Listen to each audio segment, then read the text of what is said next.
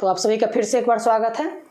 और हम लोग नीति निर्देशक तत्व के जो इस सीरीज में है चर्चा करेंगे। आज हम लोग अनुच्छेद 46 से लेकर के 51 तक में। तो चलिए हम लोग देखते हैं कि 46 में है क्या। अनुच्छेद 46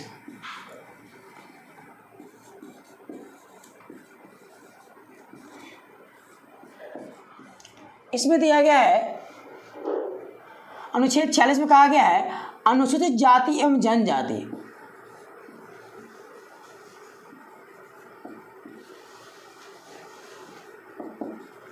अनुसूचित जाति एवं, इसको ऐसे, एवं जनजाति एवं दुर्बल वर्गों के शिक्षा एवं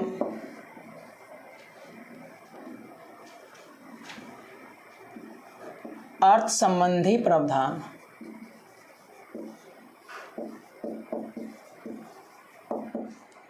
देखिए मूल रूप से आप इसको ऐसे समझ सकते होंगे कि इसमें एससी एसटी एवं दुर्बल वर्ग जो समाज में पिछड़े हुए हैं, तो समाज में पिछड़े का परिभाषा दिया गया सामाजिक और शैक्षिक रूप से पिछड़ा हुआ। क्लियर है कि पिछड़ा हुआ किसको माना गया है? जो सामाजिक और शैक्षिक रूप से पिछड़ा हुआ है उसको पिछड़ा माना गया। तो यह 46 कहता है कि अनुसूचित जाति है ना, एससी है ना, अनुसूचित जनजाति है ना, जनजाति, तो यह हुआ एसटी एवं दुर्बल वर्गों के शिक्षा एवं अर्थ संबंधी प्रावधान करेगा। कौन करेगा? सरकार करेगी। अब हुआ क्या कि इसी नीति तत्व के जो है ध्यान में रखते हुए हुआ एससी एसटी को जो है आरक्षण तो संविधान के तहत मिला हुआ ही है, लेकिन उनके उत्थान के संबंधी, उनका कैसे विकास होगा, उनकी और कैसे विकास होंगे उसके संबंध में भी राज्य को कार्य करना है। तो बहुत सारे स्कीम है, जो योजनाएं आती हैं जो मुख्य रूप से अनुसूचित जाति और जनजातियों के लिए होती है। जैसे आपको पता होगा कि झारखंड में कल्प वृक्ष योजना है ना, में कल्प वृक्ष योजना हुआ, फिर है आपका जो है वृक्ष मित्र परियोजना कर सकते हैं। तो वन बंधु योजना तो कई सारी स्कीम है ना, वृक्ष योजना, वन बंधु योजना, तो बहुत सारे एक ट्राइसेम भी आया था योजना है ना, ट्राइसेम भी योजना आया था, जो मुख्य रूप से वह योजना जो था अनुसूचित जाति और जनजातियों को रोजगार प्राप्त करने के लिए जो है उस स्कीम को लाया गया था। तो ये जो है इसको एससी एसटी को कैसे उत्थान होगा, कैसे उनका विकास होगा, इसके संबंध में राज्य सरकार का यह नैतिक जिम्मेदारी होता है कि उनको उत्थान और उनके विकास के लिए वह जो है नैतिक जो है नीतियों का बनाए और उन नीतियों के तहत उनका विकास करें। तो इसी के लिए कई सारे स्कीम आया वन बंधु, ट्राइसेम है ना, वृक्ष परियोजना, ये अन्य बहुत सारे स्कीम हैं जो मुख्य रूप से एससी एसटी के लिए बनाया गया है। अब आपको एक बात आपको जानना जरूरी है कि क्यों ऐसा दिया गया। तो हुआ क्या कि हमारे संविधान में इस बात को संविधानविद जानते थे कि हम जो है सिर्फ और सिर्फ आरक्षण देने से ही इनका विकास नहीं हो सकता है। इनके विकास के लिए, इसके संपूर्ण विकास के लिए इनको रोजगार का प्रबंध करना और इनके जो है इनकी जो कार्य है, कार्यशैली जो भी इनके कार्य है, उन कार्यों को जो है एक समाज की मुख्य धारा में लाने का प्रयास करना। और इसीलिए जो है बहुत सारा ट्राइसेम आप नाम सुने होंगे, यह स्कीम चलाया गया था। किसके लिए? एससी एसटी के लिए। उसके अलावा वन बंधु योजना जो हाल फिलहाल चला है, वह भी एक योजना है। तो बहुत सारी स्कीम चलाया गया। तो आपको मूलतः इसमें ध्यान रखना है कि अगर क्वेश्चन पूछता है कि किस अनुच्छेद के तहत अनुसूचित जाति जनजाति दुर्बल वर्गों के लिए विशेष जो है प्रावधान किया, उसके अर्थ यानी कह सकते हैं आय संबंधी प्रावधान का व्यवस्था किया गया है, तो वह किसमें है? 46 में। लेकिन आपको हम पहले बता चुके हैं कि इस अनुच्छेद के तहत, इस उपबंध के तहत आप न्यायालय में चुनौती नहीं दे सकते। यह सरकार की नैतिक जिम्मेवारी बनता है कि आपको अपनी नीति बनाते समय उसको लागू करें। अब हम चलेंगे 47 पर। 47 कहता है पोषाहार स्तर एवं जीवन स्तर को ऊंचा बनाए रखने संबंधी कार्य। कहने का मतलब है कि सरकार जो भी नीति बनाए उसमें पोषाहार स्तर, यानी यह ध्यान रखिए कि बच्चों का या कह सकते हैं कि वयस्क का भी, उनको जो है पोषाहार मिले। यानी आपको पता ही होगा कि बहुत सारे ऐसे हमारे समाज में वर्ग है या बहुत सारा ऐसा जगह पिछड़ा इलाका है जहाँ बच्चों को आज भी कुपोषण का शिकार होते हैं। तो पोषाहार स्तर को उच्च बनाने के लिए, जीवन स्तर को ऊंचा बनाने के लिए, तो जीवन स्तर को उच्च कैसे बनाएंगे? स्वास्थ्य, है ना, उनका स्वास्थ्य का देखभाल। तो जीवन स्तर एवं स्वास्थ्य को ऊंचा बनाए रखने हेतु प्रयास करेगा। इसी को ध्यान में रख के सरकार जो है आपको कई सारे स्कीम चलाई भी है। जैसे आपको पता होगा ICDS के द्वारा आंगनवाड़ी में जो है आंगनवाड़ी कार्यक्रम, जिसको समेकित बाल विकास कार्यक्रम कहते हैं, इस चीज़ को नोट कर लीजिएगा, समेकित बाल विकास कार्यक्रम, उसको बनाया। फिर आपको स्वास्थ्य के लिए, आपको हाल फिलहाल स्वास्थ्य के लिए जो है स्कीम भी चला, जो आपको पता ही होगा, आयुष्मान योजना। आयुष्मान योजना लागू किया गया। किसके योजना किससे प्रेरित है? तो आप 47 से आयुष्मान योजना बनाया गया। उसके अलावा बहुत सारे योजना था, है ना। तो पोषाहार स्तर और स्वास्थ्य को अच्छा बनाने के लिए, ऊंचा बनाने के लिए सरकार क्या करेगा? नीति बनाते समय इनको ध्यान में रखेगा। और आपको पता होगा, ये तो चूंकि नीति के सत्र में इतना डिटेल्स हमको नहीं जाना है, लेकिन फिर भी आपको इसलिए बता रहे हैं कि इन नीतियों के तहत कौन कौन सा स्कीम चलाया जा रहा है। तो इसमें बताया समेकित बाल विकास कार्यक्रम, और इसमें क्या होगा? स्वास्थ्य वाला में आयुष्मान, और कई सारे अन्य राज्य भी अपने अपने स्तर पर जो है, जैसे हर राज्य अपने अपने स्तर पर कई सारे स्कीम ला रही है। आपको पता ही होगा दिल्ली सरकार का एक स्कीम है ना, परिंदे दिल्ली के, है ना, जहाँ पर अगर आपको किसी प्रकार का मतलब दुर्घटना होता है तो वहाँ कोई व्यक्ति उस दुर्घटनाग्रस्त व्यक्ति को किसी भी प्राइवेट अस्पताल में उसको जाके एडमिट करा सकता है और उससे कोई पूछताछ नहीं की जाएगी। और जो व्यक्ति पीड़ित है उसको जो है वहाँ पर सरकार अपने खर्च पर जो है उसको स्वास्थ्य का देखभाल करती है, और उसके लिए 1 रुपया भी उस फर्स्ट एड के लिए, फर्स्ट एड करते समय अस्पताल को पैसा नहीं लेना है। जब तक वह व्यक्ति स्वस्थ नहीं होता है तब तक उस पर कोई ऐसा मतलब पैसा का बोझ नहीं डाला जाएगा। तो परिंदे दिल्ली का स्कीम है। बहुत सारा सरकार अलग अलग अपना स्कीम चलाती है ना। लेकिन पूरे भारत के लिए जो है सेंट्रल गवर्नमेंट द्वारा स्कीम कौन चला? तो आयुष्मान चला। ठीक है, आयुष्मान, उसको आरोग्य कह सकते हैं, जन जीवन आरोग्य योजना भी है, उसका नाम है ना, जन जीवन आरोग्य योजना। तो यह जो है, इसको आप इस चीज़ को ध्यान रखना है कि पोषाहार स्तर और जीवन स्तर को ऊंचा बनाए रखने के संबंधी प्रावधान किस अनुच्छेद में? 47 में। 48 में है कृषि एवं पशुपालन संबंधी प्रावधान। कृषि एवं पशुपालन। अब क्या है? कृषि एवं पशुपालन को आधुनिक एवं वैज्ञानिक संगठन, वैज्ञानिक से प्रबंध कर सकते हैं। यानी कृषि और पशुपालन को सरकार को यह जिम्मेदारी दिया गया है कि कृषि और पशुपालन का कैसे विकास होगा, उनके संबंध में जो है कार्य करना है। तो इसी के लिए आपको जो है 42वां संविधान संशोधन जो है 1976, 42वां संविधान संशोधन 1976 के द्वारा एक आर्टिकल और जोड़ा गया, 48 के ए। इसमें दिया गया वन्यजीव एवं प्राणियों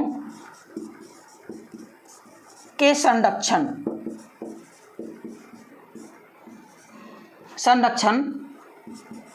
संबंधी प्रावधान। आपको पता होगा कि 48 के ए में एक जोड़ा गया, वन्य जीव एवं प्राणियों के संरक्षण संबंधी प्रावधान करेगा, है ना। अब वन्य जीव, जो भी वन्य जीव है, उन वन्य जीवों को संरक्षण करने के लिए सरकार क्या करेगी, उसके लिए नीति बनाएगी। इसीलिए आपको पता होगा कई सारा जो है संरक्षण अधिनियम चलाया जा रहा है, जैसे टाइगर प्रोजेक्ट स्कीम हो गया, फिर आपको कह सकते हैं एक है आपको टाइगर प्रोजेक्ट स्कीम हुआ, फिर आपको जो है जंगली हिरन प्रोजेक्ट हुआ, फिर आपको गिर सी प्रोजेक्ट हुआ। इसके अलावा जो है बहुत सारे प्रोजेक्ट चला रहे हैं। सबसे पहले जो है वन्य जीवों के लिए बाघ परियोजना चली थी, है ना, टाइगर प्रोजेक्ट से। तो यहाँ पर यह बात जानना होगा कि वन्य जीवों के संरक्षण के संबंध में प्रावधान करना है, और इसके लिए जो है अभी फिलहाल बहुत सारा, अभी हाथी संरक्षण परियोजना चला, है ना, कस्तूरी मृग परियोजना है। तो बहुत सारी परियोजना है, एक दो नहीं, कई सारी परियोजनाएं हैं जो इसी से प्रेरित है। तो वन्य जीवों के बचाव और सुरक्षा के संबंधी के लेकर के कई सारे स्कीम भी चल रहे हैं। उन स्कीमों को आपको अलग से जो है, चूँकि जब आप ज्योग्राफी क्लास करेंगे तो उसमें एकदम माने आपको देखना होगा, चूँकि ज्योग्राफी में एक अलग चैप्टर ही है, वन्य जीव संरक्षण अधिनियम के तहत किन किन प्राणियों का संरक्षण किया गया और उनके लिए कौन कौन सा अभ्यारण्य बनाए गए हैं और कौन कौन सा जो है राष्ट्रीय पार्क वगैरह बनाया गया है। तो यहाँ पर हम लोग सिर्फ इतना जानेंगे कि कृषि एवं पशुपालन के संबंध में आधुनिक एवं वैज्ञानिक तरीके से प्रबंध करना, और इसी में 43 में क्या जोड़ा गया, वन्य जीव एवं प्राणियों के संरक्षण संबंधी प्रावधान है। 49 में है राष्ट्रीय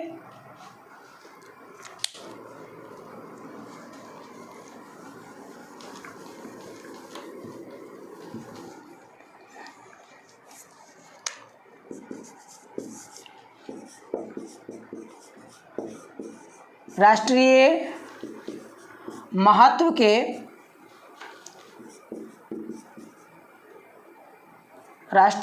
के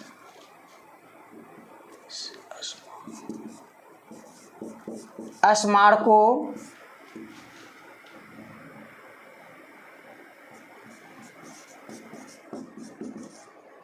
स्थलों का संरक्षण। राष्ट्रीय महत्व के स्मारक है या स्थल है, उनका संरक्षण करने का भी जो है दिया गया है कि आप राष्ट्रीय महत्व के स्थल और स्मारक को संरक्षण करने के संबंध में कानून बनाइए। तो आपको पता होगा राष्ट्रीय महत्व के वस्तुओं को संरक्षण करने के लिए बहुत सारा जो है कह सकते हैं कानून बना। राष्ट्रीय संपत्ति नुकसान कानून, अगर राष्ट्रीय संपत्ति को आप नुकसान करते हैं, है ना, राष्ट्रीय संपत्ति को नुकसान करते हैं तो उसके तहत आपको कड़ा सजा और जुर्माने का प्रावधान है ना। तो यहाँ पर इस चीज़ को यह ध्यान रखना है कि राष्ट्रीय महत्व के स्मारकों और स्थलों का संरक्षण संबंधी प्रावधान किसमें है, तो 49 में। अब हम चलेंगे 50 पर, 50 पर। 50 में क्या है,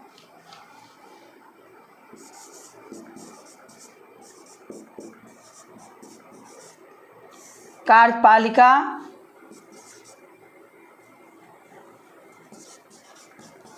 न्यायपालिका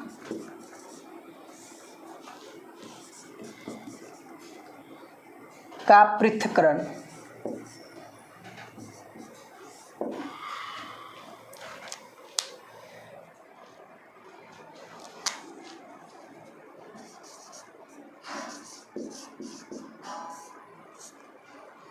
कार्यपालिका न्यायपालिका का पृथक्करण।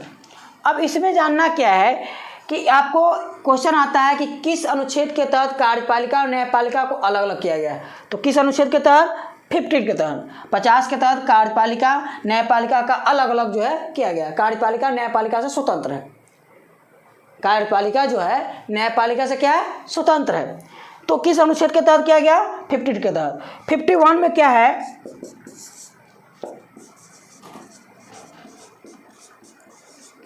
अंतर्राष्ट्रीय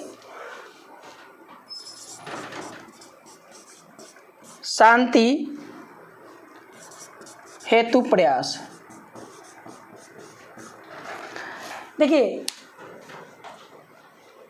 संसार में बहुत सारे देशों का संविधान है, लेकिन एकमात्र भारतीय ऐसा संविधान है जिसमें अंतर्राष्ट्रीय शांति संबंधी प्रावधान है। मतलब हम अपने देश के साथ साथ, अपने देश की सीमा के साथ साथ अन्य देशों की भौगोलिक सीमाओं में भी जो है किसी दूसरे देश का हम मतलब उसकी शांति को भंग नहीं करेंगे और अंतर्राष्ट्रीय शांति को बढ़ाने का प्रयास करेंगे।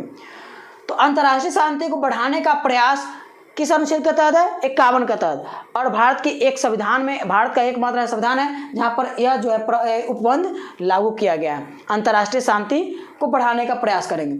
और इसी कारण है कि हम लोगों ने अंतर्राष्ट्रीय शांति को मतलब बढ़ाने के क्रम में यूएनओ में अपना हमारा सेना भी है, फिर कई देशों को लिए हम सहायता करते रहते हैं, आवश्यकता पड़ने पर हम उन देशों को सहायता करते हैं।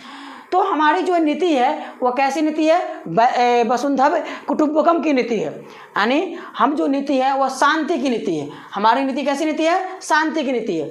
अब जैसा थोड़ा सा इस पर चर्चा हम बारी बारी से करेंगे। देखिए, एक बात आपको बता दें, इस अनुच्छेद को चर्चा करते हुए हम लोग ने बहुत सारा स्कीम का जो है नाम लिए, लेकिन वह स्कीम हमको इसे पढ़ना नहीं है, लेकिन फिर भी आपको हम अपने स्तर से यह बताने का प्रयास किए हैं कि आपको जो भी स्कीम लाया जा रहा है वह किसी न किसी संविधान के अनुच्छेद से प्रेरित है। जैसा 46 था कि अनुसूचित जाति और जनजाति के दुर्बल वर्गों की शिक्षा संबंधी अर्थ संबंधी प्रावधान, इसके लिए अगर कौन कौन सा स्कीम आया तो ट्राइसेम आया, वन बंधु योजना आया, बहुत सारी स्कीम है जो मुख्य रूप से SC ST है ना कह सकते हैं। एक और भी ऐसा उसका नाम नहीं हम ले सकते हैं। बहुत सारी स्कीम है जो मुख्य रूप से SC ST के लिए जो है लाया गया है। दूसरा है पोषाहार, 47 में है पोषाहार स्तर एवं जीवन स्तर स्वास्थ्य को ऊंचा बनाए रखने संबंधी कार्य। इसी के तहत समेकित बाल विकास कार्यक्रम, फिर आपको आयुष्मान योजना, चाहे जन आरोग्य योजना, इसको जो है लाया गया है। 48 में है कृषि एवं पशुपालन को आधुनिक एवं वैज्ञानिक तरीके से प्रबंध करना। इसी के अंतर्गत क्या है कि कृषि एवं पशुपालन में आपको बताया गया है कि दुधारू या मालवाहक पशु के संरक्षण के लिए सरकार जो है नीति बनाएगी। तो दुधारू पशुओं को आप जो है बचाने के लिए सरकार क्या करेगी? नीति बनाएगी। इसी के तहत गो हत्या जो है निषेध किया गया है, चूँकि गाय क्या है? दूध दे देने वाला पशु है। तो जो दुधारू पशु होगा या जो भी होंगे दुधारू पशु है या मालवाहक पशु है, उनको बचाने के लिए, संरक्षण के लिए सरकार जो भी है अपना कानून बना सकती है। तो इसके तहत हर राज्य अपना अपना कानून लाती है। चलिए, फिर 49 में क्या है? राष्ट्रीय महत्व के स्मारकों एवं स्थलों का संरक्षण है। जो राष्ट्रीय महत्व के स्मारक है या स्थल है उनको संरक्षण करने का प्रयास करेंगे। कार्यपालिका और न्यायपालिका का अलग पृथक्करण किस अनुच्छेद के तहत? 50 के तहत। 51 में क्या है? अंतर्राष्ट्रीय शांति हेतु प्रयास, है ना। इसी के तहत जो है हम लोगों ने पूरे विश्व में शांति का संदेश, यानी हम लोग अन्य देशों से शांति का प्रयास करते हैं और साथ साथ ये चाहते हैं कि कोई भी विश्व का कोई भी देश जो है जब वहाँ पर विवाद होता है तो भारत कई देशों के विवादों में मध्यस्थता की भूमिका भी निभाया है। अब हम लोग इस पर थोड़ा और चर्चा करेंगे क्या क्या चीज़ का। अब इस यानी नीति निर्देशक तत्व के साथ साथ कौन कौन सा पहलू उस पर जानेंगे।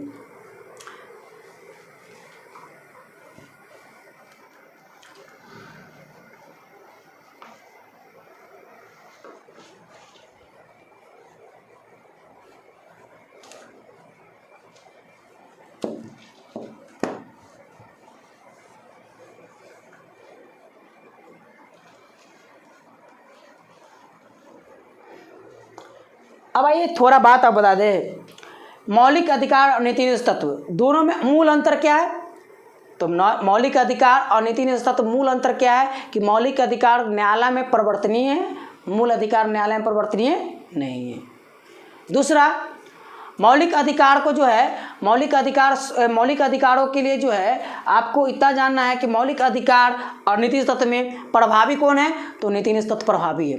यह कैसे पता चला कि मौलिक अधिकार से कहीं ज़्यादा अधिक प्रभावी कौन है? नीति तत्व। तो हुआ क्या कि 1951 में 1951 में जमींदारी उन्मूलन कानून आया। अच्छी तरह समझिए, जमींदारी उन्मूलन कानून। तो जमींदारी उन्मूलन कानून आया, उसमें हुआ क्या कि जो व्यक्ति एक से माने एक सीमा से अधिक अगर मान लीजिए उनके पास भूमि है तो उनकी माने भूमि को अन्य लोगों में वितरण किया जाएगा, सरकार उसको ग्रहण कर लेगी। तो जमींदारी कानून आया, इसको चुनौती दिया गया। शंकरी प्रसाद बनाम भारत संघ में इसको चुनौती दिया गया, और चुनौती जब दिया गया तो न्यायालय ने उस समय निर्णय दिया कि जो माने संविधान संशोधन कानून है वह सामान्य कानून में नहीं आता है, अतः संविधान संशोधन के द्वारा संसद जो है मौलिक अधिकार को निलंबन कर सकती है या उसकी कटौती कर सकती है। लेकिन 1967 में गोलकनाथवाद आया। दो बात आप कह रखें, एक 1951 में शंकरी प्रसाद, 1967 में गोलकनाथ, 1973 में केशवानंद भारती,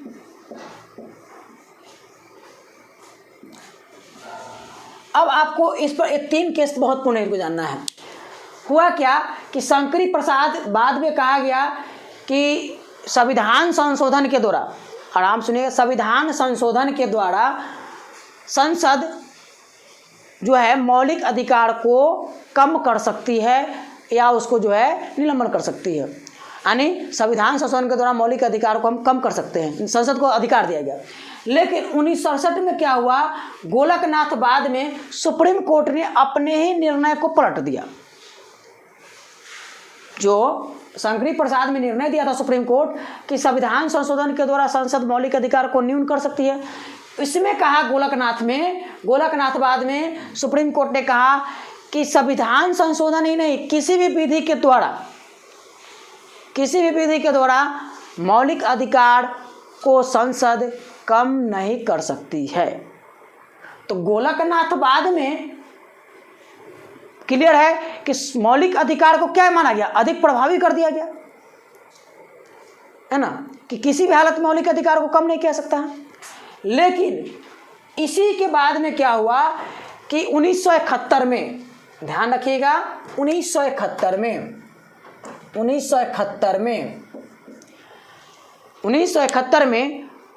24वां और 25वां संविधान संशोधन हुआ।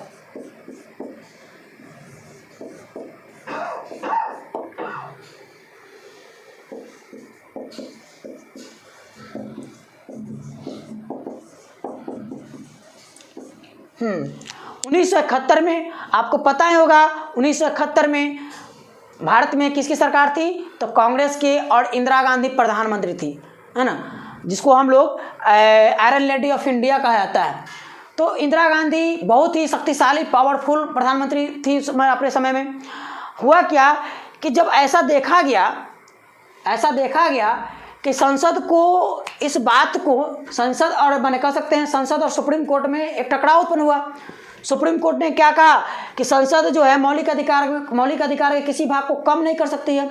तो हुआ क्या, 1971 में 24वां संविधान संशोधन हुआ, और उस संविधान संशोधन के द्वारा एक जो है 13 के 4 एक शब्द निहित किया गया। 13 आप अनुच्छेद 13 पढ़ाए हुए हैं, 13 के 4 में निहित किया गया कि संसद मौलिक अधिकार के किसी भी भाग में, मौलिक अधिकार ही नहीं, संविधान के किसी भी भाग में संशोधन कर सकती है। तो किस संविधान संशोधन द्वारा इस बात को निहित किया गया कि संसद मौलिक अधिकार ही नहीं, संविधान के किसी भाग में भी संशोधन कर सकती है, तो वह है 24वां संविधान संशोधन। और 25वां संविधान संशोधन में संपत्ति के अधिकार के तहत कुछ ऐसे शब्द थे जिनको उसने वहाँ से निर्जित कर दिया। लेकिन 24वां संविधान संशोधन द्वारा क्या किया गया, संसद को यह अधिकार दिया गया, है ना, संसद ने यह बात को तय किया कि संसद जो है मौलिक अधिकार ही नहीं बल्कि संविधान के किसी भाग में भी संशोधन कर सकती है। जब 1971 में यह संशोधन हुआ, उसके बाद जो है एक वाद आया 1973 में केशवानंद भारती। इस वाद में सबसे बड़ी खंडपीठ बैठी थी, सबसे बड़ी जजों की खंडपीठ बैठी थी केशवानंद भारती अभी तक में। तो केशवानंद भारती खंडपीठ में यह निर्णय दिया गया, है ना, यह निर्णय दिया गया कि संसद संविधान के किसी भाग में भी संशोधन कर सकती है, बशर्ते उसके मौलिक ढांचा को नष्ट नहीं कर सकती है। एक चीज आप जरूर नोट कर लीजिएगा, मौलिक ढांचा का कॉन्सेप्ट किस में आया? केशवानंद भारती में। और केशवानंद भारती में सुप्रीम कोर्ट ने क्या कहा कि संसद किसी भी भाग में, संविधान के किसी भी भाग में अनुच्छेद 368 के तहत, आर्टिकल 368 के तहत संशोधन कर सकती है, लेकिन मूल ढांचे को, है ना, जो मूल ढांचा है उसको नष्ट नहीं कर सकती है। और मिनर्वा मिल्स आया। मिनर्वा मिल में क्या हुआ? मिनर्वा मिल आया 1980 में। उसमें क्या था? ये सब केसेस है, ठीक है ना। मिनर्वा मिल्स, इसमें कहा गया कि मौलिक अधिकार से अधिक कहीं प्रभावी नीति निर्देशक तत्व है। तो यहाँ पर किस बाद में मौलिक अधिकार से अधिक प्रभावी नीति निर्देशक तत्व बनाया गया? मिनर्वा मिल्स में। तो इस प्रकार से नीति निर्देशक तत्व जो है बाद के समय में जो है अधिक प्रभावी होता चला गया। तो यहाँ पर ये आप जान गए कि किन किन वादों में कौन कौन सा निर्णय हुआ। ऐसे बहुत सारे वाद है, लेकिन मुख्य वाद आपको हमने चर्चा किया है। अब आपको थोड़ा सा हम एक बात बता दें कि संविधान को जो है, संविधान में जो नीति निर्देशक तत्व लिया गया वह कहाँ से लिया गया? तो नीति निर्देशक तत्व जो संविधान में लिया गया वह आयरलैंड के संविधान से प्रेरित लिया गया। कहाँ से? आयरलैंड से। नीति निर्देशक तत्व, नीति निर्देशक तत्व कहाँ से? आयरलैंड से।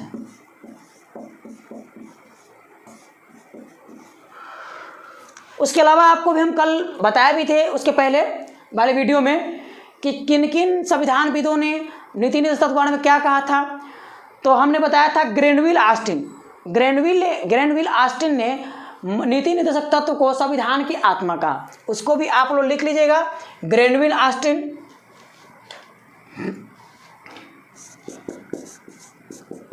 ग्रेनविल ऑस्टिन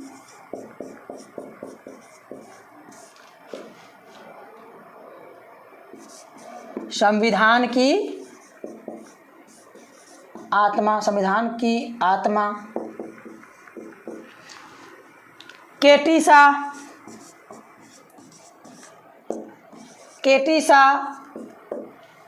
ने क्या कहे थे? केटी शाह के बोले थे यह एक ऐसी चेक है जिसका भुगतान बैंकों पर निर्भर है। ऐसा चेक जिसका भुगतान बैंकों पर निर्भर है।